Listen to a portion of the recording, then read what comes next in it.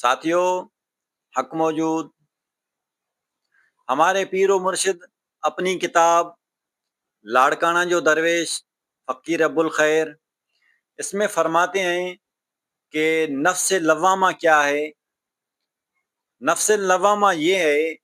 کہ طالب حق تزکیہ نفس کرتے ہوئے اس کے اندر گناہ کا خیال پیدا ہو اور گناہ کر لے، پھر اس سے پچھتاوا پیدا ہو، یعنی گناہ تو اس سے صادر ہو لیکن اس کے اندر سے پچھتاوا پیدا ہو۔ یہ حال جو ہے نفس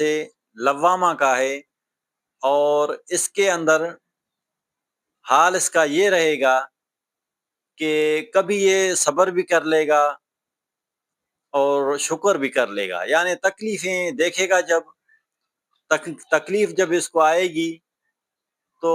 محسوس تو کرے گا، لیکن یہ پھر شکر کر لے گا کہ شکر ہے اللہ تعالیٰ نے بچاؤ کر لیا، ورنہ بڑی مشکل آ جاتی۔ اس قسم کے